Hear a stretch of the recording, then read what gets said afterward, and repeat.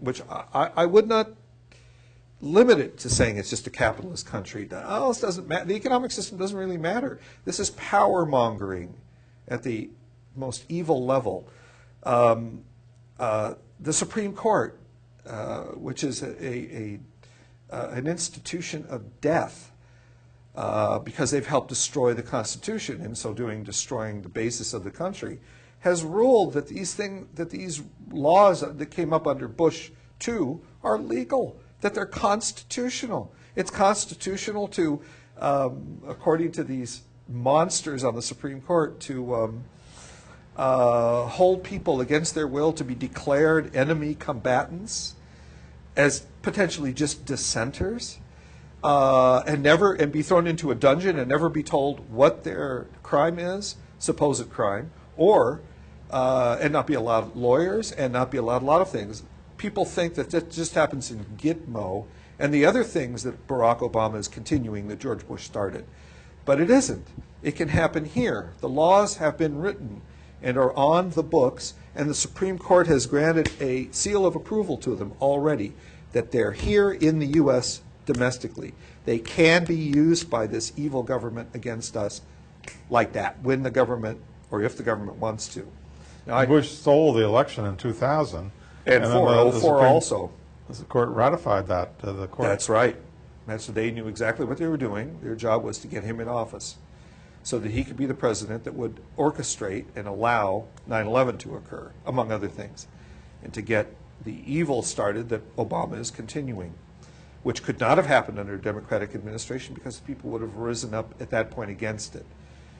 Well, since you're a historian, let's look at the broader picture. How would you say that this all started with Bush, with Reagan, or can we go back 240 years and say the first half of the American Empire was based on Negro slavery, yes, and genocide against the Indians, and then after the slaves were freed in 1865, why they were treated as peasants and not given full citizenship. Never given their 40 acres and a mule that was promised. And then we have a long history of wars started under false pretenses. For instance, the Gulf of Tonkin, where Vietnam was accused of firing on one of our ships. 9/11 has opened up all these wars, has allowed all these wars. No different. The one I like to liken this situation to was the Mexican-American War, because Lincoln, in fact, made his name first, not for being against slavery, but he had one term in Congress that occurred during the Mexican-American War. And he, every day in the House of Representatives, got up and railed against how that war started. And he kept saying, show me the bloody spot where the first Mexican soldier attacked the so-called American, well, let me think, that was, yeah, Texas was part of the country at that point. Okay, the Americans in Texas. And this was a fabrication of the Polk administration, that there was an attack by Mexicans crossing the Rio Grande into Texas and attacked Texans there. Truth of the matter is that the Texans were always in a war with the Mexicans 10 years earlier, 13, 14 years earlier, because the Americans wanted slavery in Texas and the Mexicans wanted slavery out of Texas. And that's what precipitated the wonderful Battle of the Alamo. The Battle of the Alamo was a fight to preserve slavery in Texas, but Americans are not taught that. That's exactly the Americans fighting for the Alamo, they were fighting for slavery, right? Yes, that's and right. The Mexicans were fighting to free the slaves. To eradicate slavery in Texas, yes. And they were the good guys, and the Americans in the Alamo were the bad guys. It's really, we shouldn't look at national identity as the reason to make somebody good or bad. You're good or bad depending on what you do individually. And most everything the American government does and our young killers abroad do is evil, it's bad, it's wrong. We shouldn't respect it. In a relationship, in a political relationship, when the relationship chafes, it's tyranny. It's chafing. It's been chafing for a long time. The the way the system is supposed to work is that the American people are the sovereigns. The government is the servant. But the government is chafing on the people.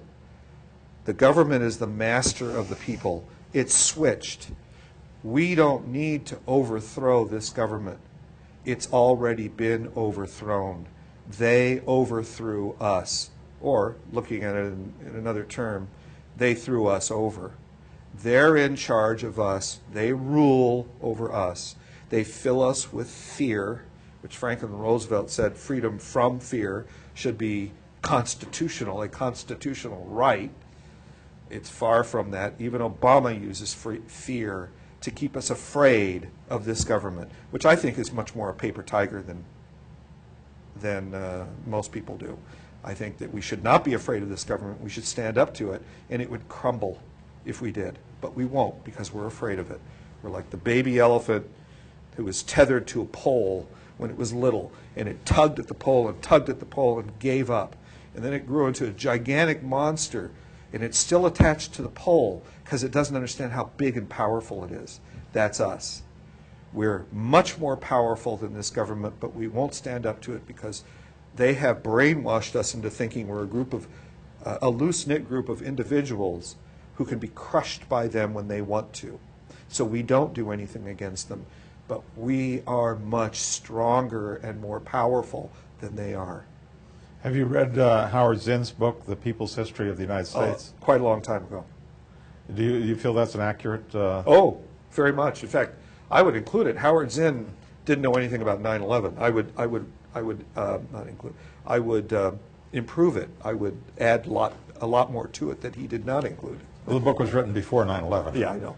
But since then, before he died, he said that he didn't want to go into 9/11. He didn't think that the government orchestrated it or could. A man in a cave in Asia could, but not a gazillion-dollar military enterprise. Right. I mean, that's just silly. We want to think, we want to believe that the government didn't do this and doesn't want to do it. But it does, and it did, and it is. And the only way we're going to stop it is to wake up and understand it and fight it. And we can fight it by first declaring individual independence from the evils of this government. And what I mean by government is not just the federal government, but that's primarily it, but how that federal government has its puppet strings going down to all 50 states. And all the state houses are also there, puppets of the federal government.